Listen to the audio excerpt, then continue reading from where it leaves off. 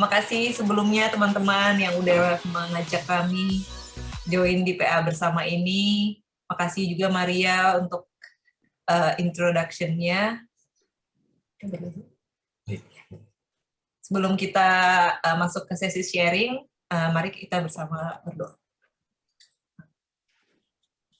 Bapa yang Maha Baik, kami bersyukur atas kesempatan kami boleh datang ke hadirat Tuhan bersama-sama melalui Zoom. Kami bersyukur karena Engkau memelihara kehidupan kami, memberikan kami berkat dan juga kesehatan sehingga kami ada di sini dalam keadaan yang baik dan siap untuk sama-sama belajar dari firman Tuhan. Ya Bapak, kami mohon agar Engkau dan Engkau mengaruniakan kami hikmat dan juga hati yang sama-sama mau belajar dari satu sama lain. Biarlah Roh Kudus-Mu yang menyampaikan isi firman-Mu sesuai dengan kondisi kami masing-masing sehingga apa yang akan dibagikan ini boleh bertumbuh dan mengubahkan hidup kami semakin serupa dengan Kristus. Kami mohon juga Tuhan agar Engkau memampukan hamba dan juga suami hamba di sini untuk bisa menyampaikan kebenaran firman Tuhan dan biarlah apa yang kami sampaikan ini berkenan di hadapan Tuhan dan menjadi kekuatan dan juga kemuliaan bagi nama Tuhan saja. Terima kasih Tuhan, kami berdoa di dalam nama Tuhan Yesus Kristus. Amin. Amin.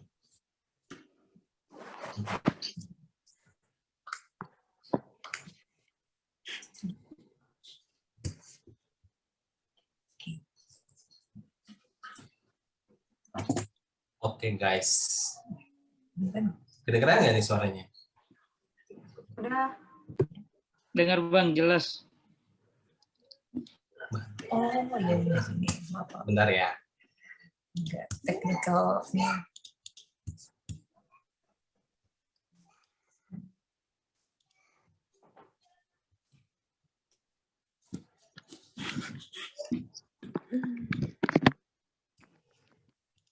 Oke. Nah, shalom semuanya. Izinkan kami sebelumnya menyampaikan terima kasih kami untuk kesempatan yang sangat berharga ini. Kami boleh berkesempatan untuk membagikan firman Tuhan. Temanya ini Joy in Adversity. Mana tuh?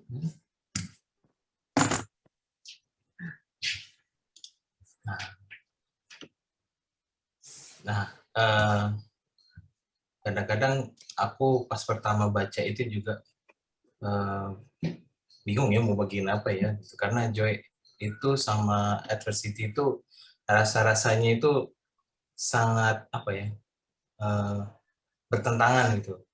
Yang satu sukacita, yang satu kesusahan gitu. Jadi kayaknya wah ini agak-agak filosofis juga gitu ya. Maksudnya gimana nih ya gitu joy in adversity. Tapi sebelum ke situ mungkin kita coba apa ya, mencoba mengecek dulu gitu satu-satu nih, kan ada joy in adversity. Joy itu apa sih gitu. Nah, ini biasanya aku manggil dia Mamu ya. Mamu yang mau kasih satu apa ya, link. Ini di sini ada, bisa teman-teman lihat ya.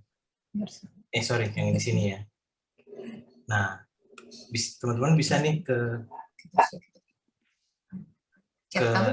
share. Nah ya. Zoom-nya.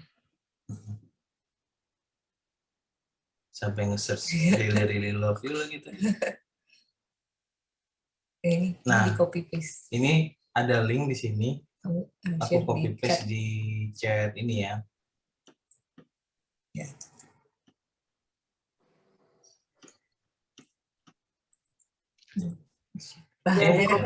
Udah. Oke. Nah, bisa dicek di apa namanya di Zoom chatnya. Itu ada link www.menti.com/7hrxe1nyum. Tinggal diklik aja. Nah, di situ tuh kita minta bantuan teman-teman untuk mengisi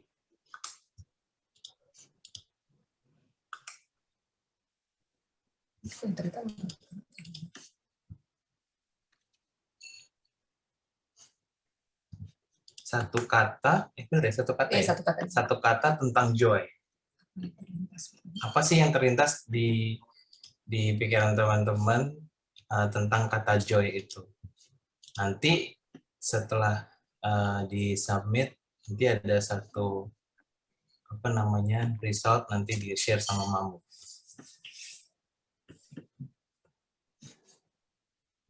Udah bisa akses linknya kan? Yang www.menti.com itu?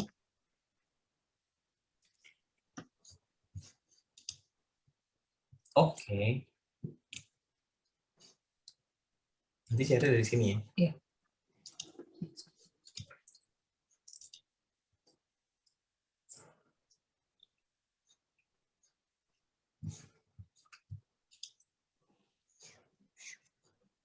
Udah bisa lihat hasilnya belum? Belum. Udah pada ngisi semua belum? Harus login di sini. Harus login di? Ini kan hasilnya kan aku yang isi. Kita mau share aja kalau gitu di situ. Udah ya? Udah bisa ya? Coba deh.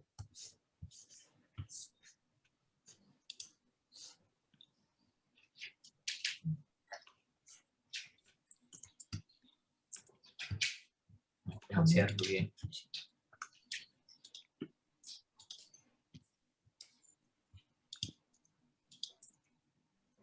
Nah,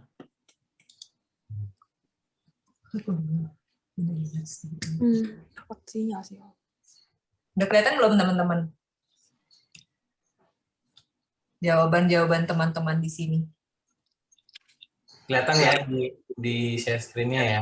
Kelihatan. Kelihatan. Nah, ini tuh tadi yang teman-teman isi semua nih kata-katanya. Ada yang isi apa? Bersyukur, sukacita, senyum.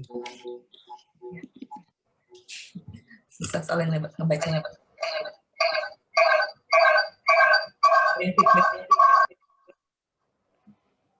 Oke, nggak apa-apa teman-teman. Kalau belum sempat nulis, kurang lebih kita udah kebayang ya yang teman-teman bagikan di sini. Semuanya itu menggambarkan perasaan sukacita yang kurang lebih sama, nggak ada kan seseorang yang menuliskan sukacita itu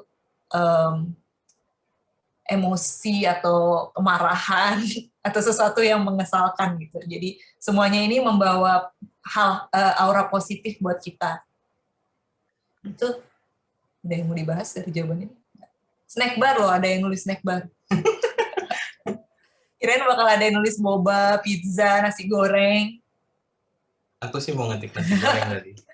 Itu juga bisa jadi salah satu bentuk sukacita ya. Oke.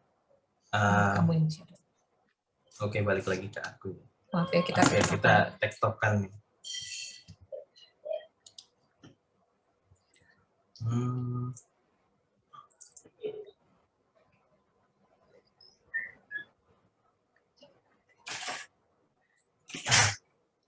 Setelah tadi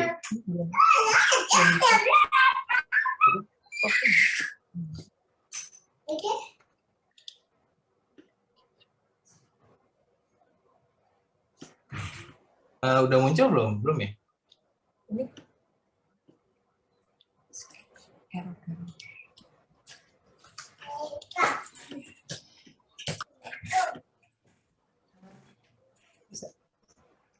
Koneksinya masalah. Iya, maaf teman-teman. Ya, guys. Dulu aja ya, Bang. Enggak.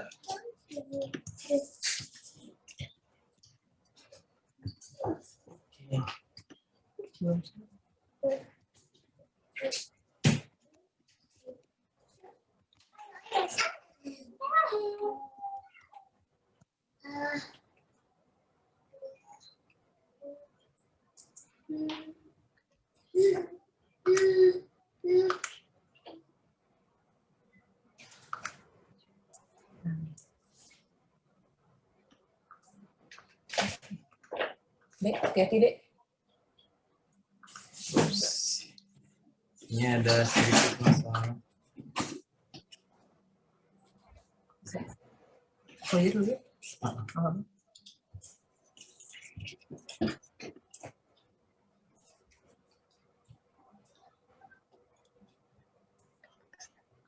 Maaf guys, ada masalah di koneksi.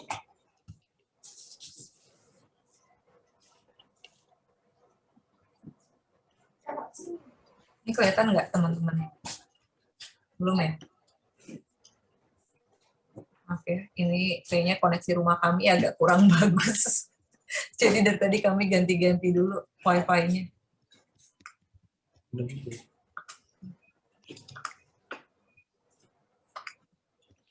Oke, sorry nih. Sebelumnya kita balik lagi ke bahan ini. Tadi teman-teman kan udah bantu nih ngisi tentang apa itu joy atau sukacita tadi, banyak banget ya. Ada apa aja tadi? Bersyukur, sukacita, senyum sama keluarga, snack bar, rest in God, kegembiraan gitu ya. Nah itu tuh sebenarnya kan kalau dipikir-pikir tuh kayak positif banget ya. Itu hal yang mungkin bisa definisikan ceria lah, bisa bersenyum dan lain sebagainya. Nah kami tuh udah sempet ngerenungin apa sih kira-kira joy sukacita yang kami simpulkan tuh, sukacita adalah ekspresi diri saat memiliki pengharapan. Bahasa sederhananya itu kita bisa tertawa, tersenyum, ngobrol, nyanyi, menari, atau aktivitas lainnya tanpa ada beban atau kekhawatiran. Nah,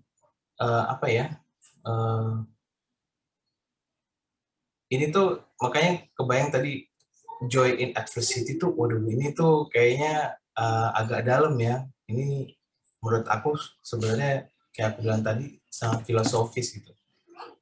Nah sebelumnya aku penasaran sih ini kenapa sih memilih topik joy in adversity gitu ya.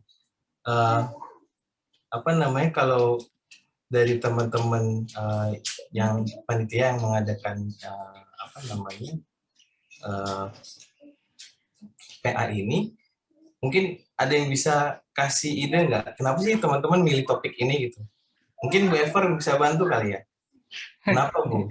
Ya Bang, makasih.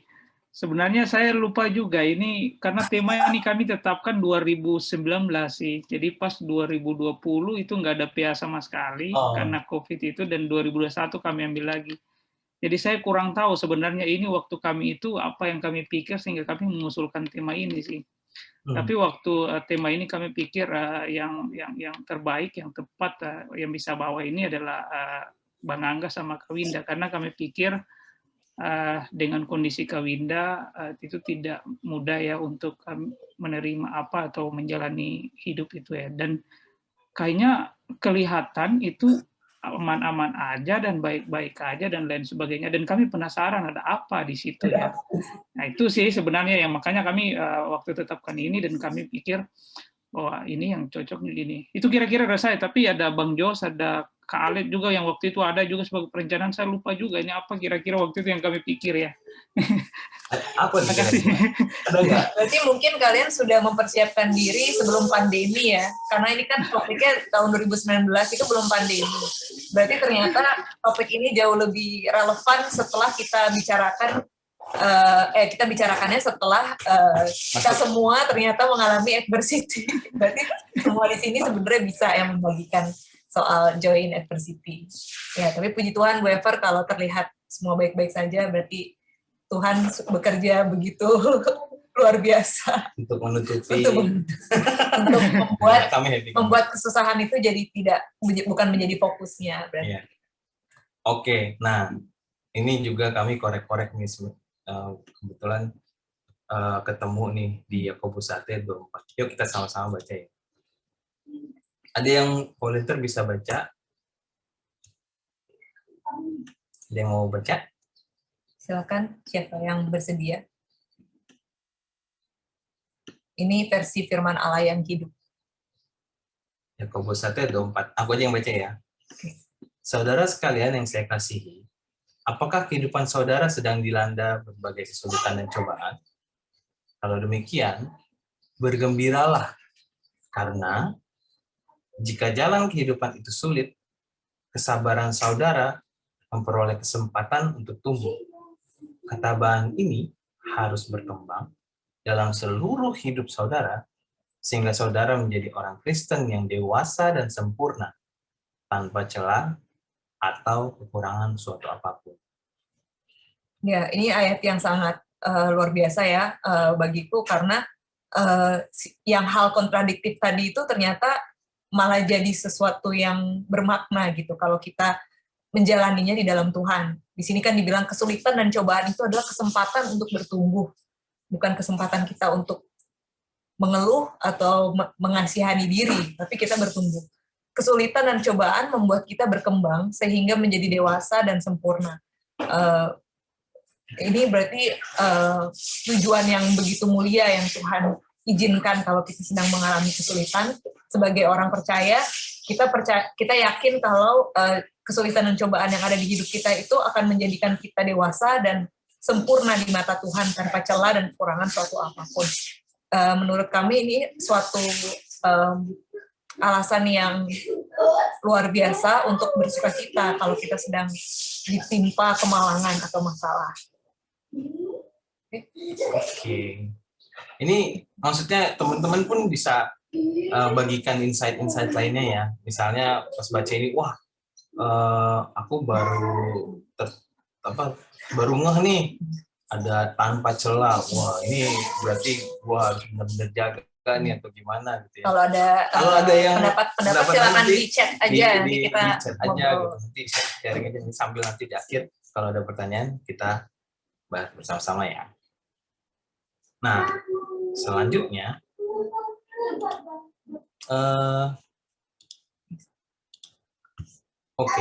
bagaimana mengukur atau mengecek kita sedang dalam joy atau tidak? Nah ini apa ya? Kan tadi kita pertama tuh mencoba menerjemahkan joy in adversity. Joy itu apa? Terus kenapa joy in adversity gitu ya? Nah sekarang di part selanjutnya itu mungkin membahas saat kita udah tahu nih joy adversity, tapi saat kita menjalannya, apakah kita tuh sedang joy atau enggak sih? Gitu. Aku tuh mulai dari mana kira-kira? Contoh pengalaman kali ya. Nah, aku mungkin bagiin soal enaknya kan kalau kita belajar itu pakai contoh soal gitu. Nah, ini mungkin contoh soal dari aku. Contoh kasus. Contoh kasus. Nah, kebetulan ini tentang keluargaku. Sebenarnya kami keluarga besar, keluarga manapun, dimanapun itu pasti ada hal yang menjadi celah untuk konflik. Gitu. Apapun itu pasti selalu ada. Enggak ya kalau enggak ada sama sekali ya puji Tuhan, tapi coba di cross check lagi apakah memang baik-baik saja atau memang sedang ya berusaha untuk baik-baik saja. Gitu. Nah, ini ceritanya mungkin miskomunikasi di keluarga aku, papa, mama, adik, kakak, adik aku cowok cewek, dan ya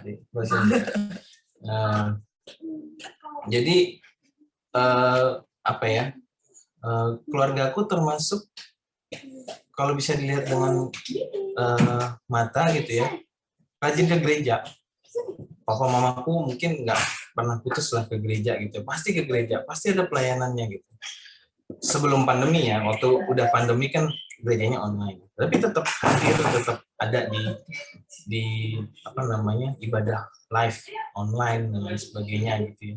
Bahkan mamaku juga tetap dalam tanda kutip memaksakan diri untuk ke gereja, apa ya, main musik gitu, walaupun kita semua jadi anak-anaknya khawatir, tapi di dalam keluarga itu sendiri gitu ya, itu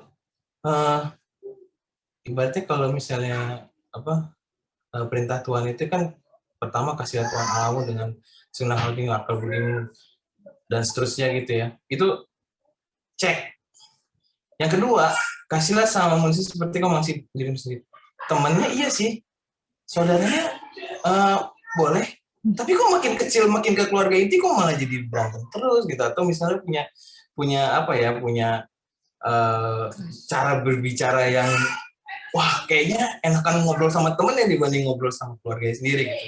Itu nggak tahu terjadi di keluarga lain atau enggak, tapi itu terjadi di keluarga teman.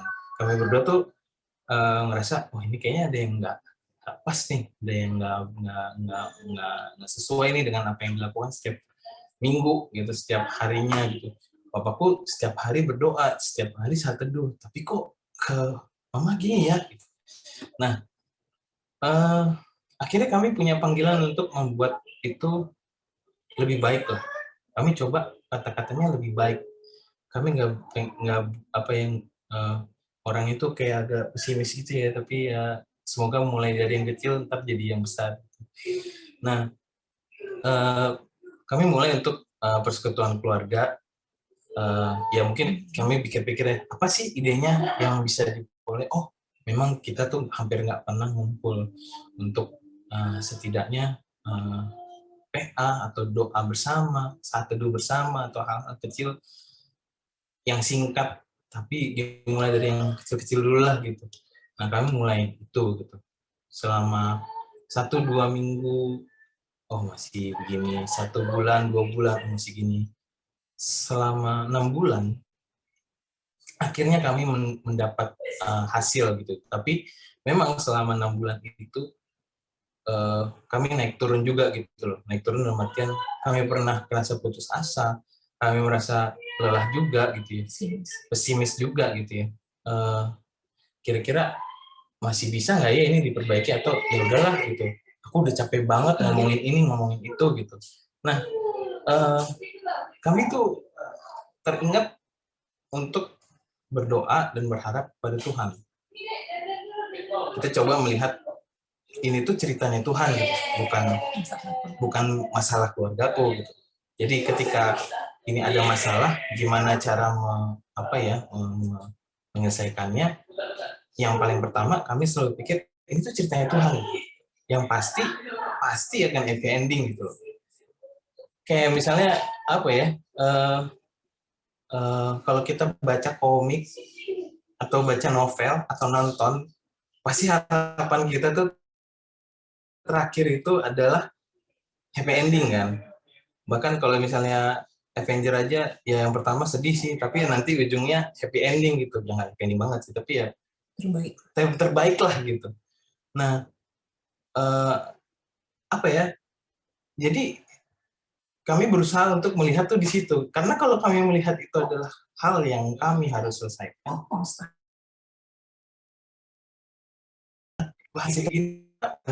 bukan kita yang ngomong, tapi Tuhan yang ngomong gitu. Makanya yang bisa ngubah itu bukan omongan kita, tapi omongannya Tuhan gitu. Dari mana Tuhan ngomong? Kita doa gitu, minta sama Tuhan, Tuhan ngomongin dong ke mereka gitu. Kasih tahu dong nih, ubah ini segala macam. Kami capek untuk ngomong frontal gitu, dan akhirnya malah jadi clash lagi, malah kita yang ikut jadi emosi gitu kan. Dan kebetulan ayat pernikahan kami itu Filipi 1 ayat 6. Bisa dibagikan Ibu. Enggak hafal Bang. Ya. Ya, ayatnya itu Tuhan berjanji kalau ya yang sudah memulai pekerjaan baik di antara kita akan meneruskannya hingga pada hari Kristus Yesus. Itu menguatkan kami untuk selalu yakin kalau setiap pekerjaan baik yang sudah Tuhan mulai itu nggak mungkin nggak selesai gitu. Kadang-kadang kita udah ciut duluan untuk memulai sesuatu karena kita terlalu banyak pertimbangan yang nggak mungkin lah, pasti ini sesuatu yang tidak akan berjalan dengan baik, nggak akan berhasil gitu. Malah muncul tantangan baru, masalah baru, dan membuat kita tuh jadi kayak sia-sia kali ya kita ngelakuin ini gitu. Tapi ternyata Tuhan itu bekerja bahkan lebih dari usaha kami gitu, bahkan lebih dari apa yang kami rencanakan, dan itu apa ya? Kayak bonus lah ya. Iya, jadi real gitu. Maksudnya gini, kita kan mau terpanggil untuk memperbaiki ini. Caranya apa? waktu PA nggak mungkin dong kita yang berdua ajak inisiatif PA nggak persiapan, akhirnya persiapan. Waktu persiapan, oh iya, kita jadi mau nggak mau dapat satu kesempatan baru selain sate, yang maksudnya kita merenungkan lebih dalam sebelum kita membagikan ke mereka. Begitu kami bagikan pun ternyata insight dari keluarga itu pun banyak gitu. Dan apa ya, kami itu selalu mencoba mintanya itu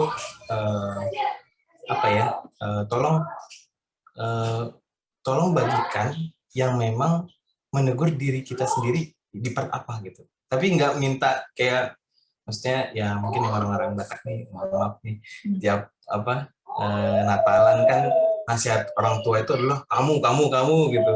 Nah ini kami mencoba untuk aku tuh apa, dapatnya apa. Jadi disitulah yang part itulah yang mungkin mengubah cara berdiskusi, cara membagikan pikiran, cara menegur, cara mengingatkan, itu membagikan soal diri sendiri gitu, bukan maksudnya membagikan diri sendiri itu apa yang kita dapat gitu, bukan kita nyuruh orang untuk berubah dulu, tapi kita yang berubah. Nah banyak banget yang didapat gitu.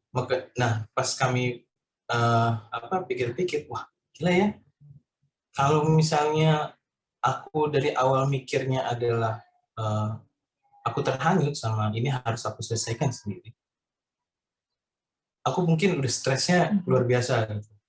Kami mungkin udah ikutan konflik kali ya gitu, jadi kayak ikutan berdebat kali. Tapi karena ya kadang aku jatuh dia ingetin, dia jatuh aku yang ingetin, kita sama-sama jatuh ada yang ingetin di keluarga gitu. Ya itu pun di part itu pun Tuhan selalu bekerja gitu, karena ketika kita melihat ini adalah memang ceritanya Tuhan, ketika kita melihat ini adalah ceritanya Tuhan, disitulah kita punya pengharapan kepada Tuhan. Saat kayak ayat tadi, ya sumber pengharapan itu adalah ayat berikutnya sorry. Allah itu adalah tempat kalian berharap gitu, dan semoga Ia mengisi hatimu dengan segala sukacita dan sejahtera karena kalian percaya kepadanya. Ketika kami percaya kepada Tuhan, berharap kepada Tuhan, sukacita dan sejahtera itu akan selalu ada ketika kita menghadapi segala macam tantangan. Jadi di bagian itu yang kami merasa, wah ini dia nih caranya nih ngecek nih, kita tuh sedang sukacita nggak sih saat mengerjakan ini, atau ternyata kita sedang ikut dalam arus ini gitu, hanyut dalam arus konflik ini gitu, hanyut dalam arus permasalahan ini. Padahal sebenarnya kita nggak perlu hanyut gitu. Kita hanya kerjakan bagian kita, ya somehow Tuhan akan clearkan itu dengan cara yang mungkin bisa kita lihat, tapi mungkin bahkan nggak bisa kita lihat nanti gitu. Seperti sekian detik pun bisa berubah, 2 tahun, 3 tahun nanti pun bisa berubah. Tapi karena kita tekun dan menyerahkan itu betul kepada Tuhan, disitulah titik di mana sukacita itu akan selalu ada dalam hati kita.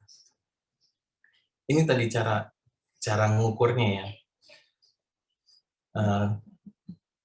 Kamu deh, aku napas dulu.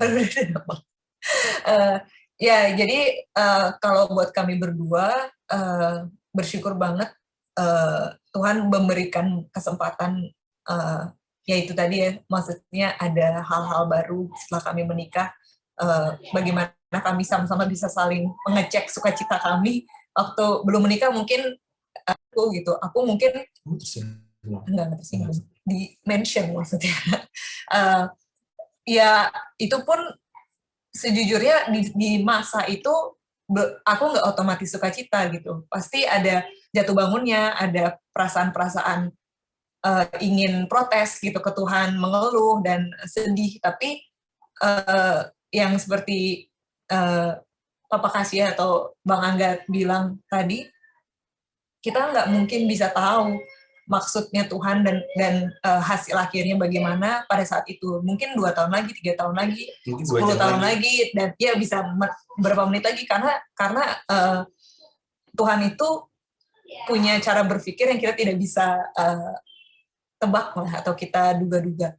Nah, untuk merangkum yang tadi dibagikan Bang Angga, cara mengukur sukacita kita itu pertama apakah kita mampu melihat diri kita itu di dalam cerita Tuhan. Jadi semuanya ini bukan tentang diri kita. Kita bukan pusat dari kehidupan ini, kita bukan pusat dari alam semesta, tapi Tuhanlah.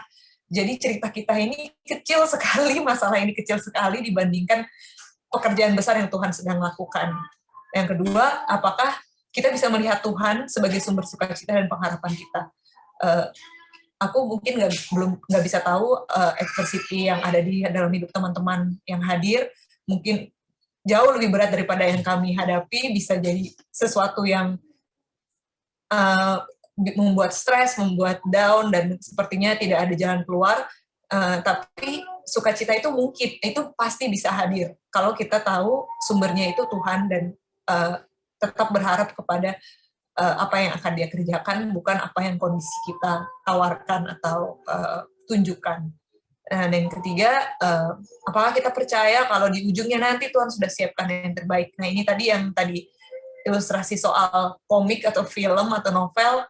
Kalau aku yang tidak pernah aku tuh nggak protes kalau udah tahu spoiler.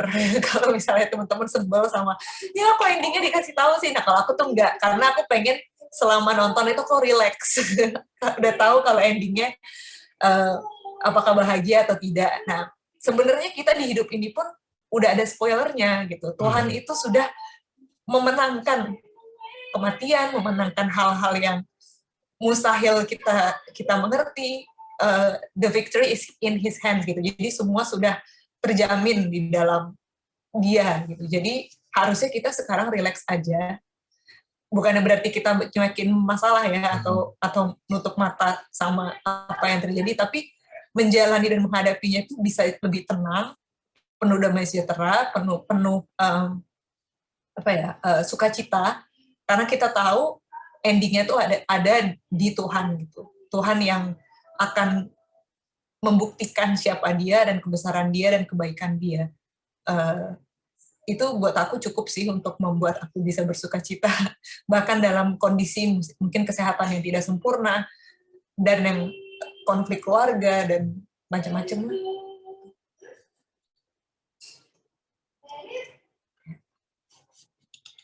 Oke, ini kalau kecepatan komen aja ya, tapi udah 10 menit lagi kita. Oke, selanjutnya kita lanjut. Nanti kalau misalnya ada yang mau ditanyain, mau kita bahas di akhir ya, sekalian. Yang terakhir sih, bagaimana mempertahankan joy di kehidupan kita. Tadi kita udah belajar joy itu apa, kenapa harus join adversity, kemudian cara ngeceknya kita udah dapet. Terus gimana cara mempertahankan sukacita itu di kehidupan kita gitu kan? Tips and triknya udah nih, tapi cara kita untuk melatih dan mempertahankan ini seperti apa? Nah, kami dapat dari Yohanes 15 ayat 4 sampai 11. Ada yang mau volunteer baca? Kakek boleh. Ini ada 4 slide, jadi satu slide boleh ya Kakak. Nanti slide selanjutnya Margaret, atau slide selanjutnya Maria, gitu juga boleh. Berarti 2 ayat ini dulu ya? Ya. Oke, Yohanes 15 ayat 4 sampai 11. Tinggallah di dalam aku dan aku di dalam kamu. Sama seperti ranting tidak dapat berbuah dari dirinya sendiri kalau ia tidak tinggal pada pokok anggur, demikian juga kamu tidak berbuah jikalau kamu tidak tinggal di dalam aku. Akulah pokok anggur dan kamulah ranting-rantingnya. Barang siapa tinggal di dalam aku dan aku di dalam dia, ia berbuah banyak. Sebab di luar aku kamu tidak dapat berbuat apa-apa. Selanjutnya, silakan. Ada yang mau Ya. Barang siapa tidak tinggal di dalam aku, ia dibuang keluar seperti ranting dan menjadi kering. Kemudian dikumpulkan orang dan dicampakkan ke dalam api lalu dibakar. Jikalau kamu tinggal di dalam aku dan firman-Ku tinggal di dalam kamu, mintalah apa saja yang kamu kehendaki dan kamu akan menerimanya. Thank you. Selanjutnya. Dalam hal inilah Bapakku dipermuliakan, yaitu jika kamu berbuah banyak, dan dengan demikian kamu adalah murid-muridku. Seperti Bapa telah mengasihi aku, demikianlah juga aku telah mengasihi kamu. Tinggallah di dalam kasihku itu. Oke. Terakhir. Jikalau kamu menuruti perintahku, kamu akan tinggal di dalam kasihku, seperti aku menuruti perintah Bapakku dan tinggal di dalam kasihnya. Semuanya itu kukatakan kepadamu, supaya sukacitaku ada di dalam kamu, dan sukacitamu menjadi penuh. Kasih teman-teman. Ini janji Tuhan juga ya, dan sebuah perintah untuk hidup di dalam Tuhan agar sukacita Allah menjadi sukacita kita juga, dan itu ada sukacita yang penuh. Nah, di bagian 2-nya itu ada bertumbuh bersama, berkomunitas dengan sungguh-sungguh satu lingkungan. Kenapa sih kita mikir ini? Sebenarnya itu ada di ayat ini juga. Yeah. Jadi aku kebayangnya di di ayat 10 ya. Jikalau kamu menurut perintahku, kamu akan tinggal di dalam kasihku, seperti aku menurut perintah Bapakku dan tinggal di dalam kasihnya. Dan ini kan perandaiannya itu seperti apa ya dari ayat 4 itu ya. Tinggal di dalam di pokok anggur gitu. Jadi kenapa aku bilang kami bilang untuk poin kedua ini bertumbuh bersama, berkomunitas dengan sungguh-sungguh di suatu lingkungan, karena saat kita tumbuh, kita tertanam itu di suatu titik gitu ya, di satu lahan, di suatu tempat gitu. Kita akan berakar, bertumbuh itu di situ. Kalau kita baru benih dicabut, dipindah ke sana, mungkin akan tumbuh, mungkin gitu. Tapi challenge-nya tuh banyak banget. Kita harus beradaptasi lagi sama tanah itu. Kita harus diberikan unsur hara atau pupuk yang sesuai dengan tanah itu lagi. Tapi ketika kita memang sudah ditempatkan Tuhan di suatu tempat, ya berakarlah di situ. Ya maksudnya akan lebih mudah untuk kita bertumbuh di situ karena memang sedari awalnya kita sudah menyesuaikan di situ. Gitu. Bukan berarti kita ibaratnya nggak bisa pindah ke lain-lain, tapi mungkin akan ada challenge-nya gitu. Ketika udah setengah gini dipindahin lagi ya bisa bertumbuh di tempat lain, bukan yang gimana-gimana, tapi pasti akan ada. Yang kedua, yang tahu tanaman itu akan belajar lagi ketika dipindah ke suatu tempat. Karena orang yang ngurusin di lahan ini akan berbeda dengan orang yang ngurusin di lahan yang lain. Jadi pemikiran kami sih gitu ya, maksudnya akan banyak yang membantu untuk bertumbuh di suatu tempat ketika kita memang konsisten di tempat itu.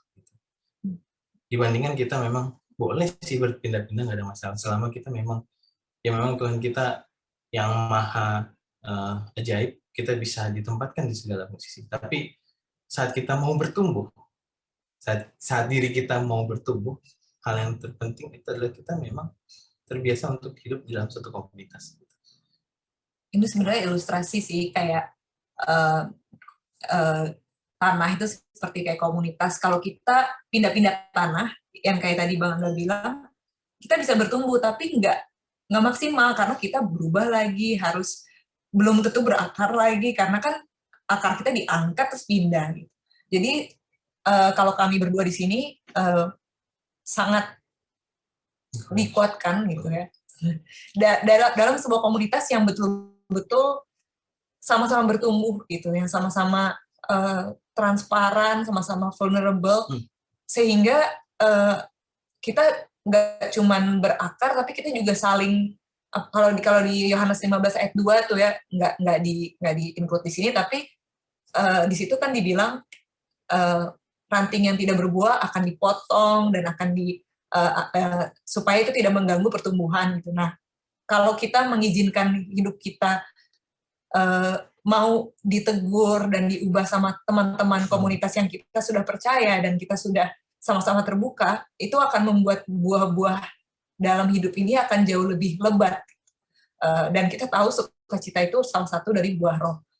Bagaimana kita bisa menghasilkan buah sukacita dan teman-teman lainnya itu kalau kita tidak mengizinkan adanya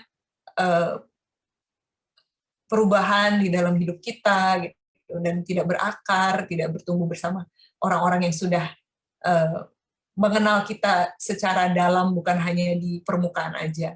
Dan yang berani motong itu adalah orang yang benar-benar tahu. Iya, yaitu kami berdua sangat menghargai keberanian teman-teman dalam Untuk komunitas menegur. ya, untuk menegur, untuk memperbaiki, untuk sama-sama menguatkan juga gitu. Jadi nggak cuma kritik, Ya. tapi kita juga Yang ujungnya sama-sama bertumbuh dalam Iya. Tuhan.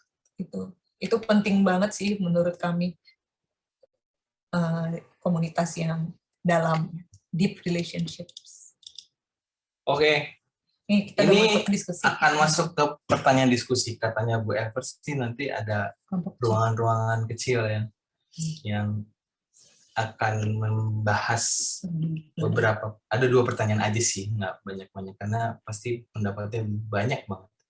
Dan harapannya sih banyak yang mau ngasih pendapat gitu ya, karena itu adalah vulnerability yang tadi dibilang sama Mamu. Gitu.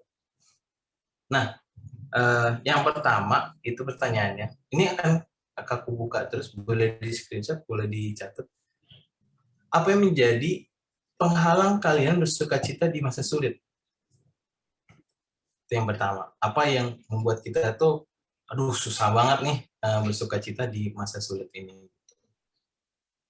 Yang kedua, apa peran komunitas dalam pertumbuhan sukacita kita masing-masing? Gitu.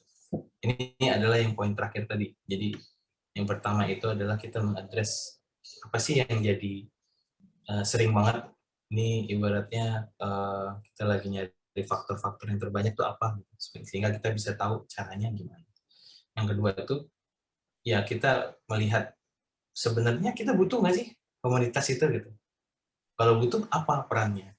Apa sih yang bisa kita address atau bisa kita poinkan gitu, sebenarnya kita jadi tahu itu. Kita nggak cuma sekedar tahu komunitas itu ada manfaatnya gitu. Apa manfaatnya? Baiklah pokoknya gitu. Tapi kita nggak bisa tahu sebenarnya apa sih yang benar-benar kita rasakan gitu, berdampak pada kehidupan. Oke, silakan Bu Ever untuk diskusi kelompok.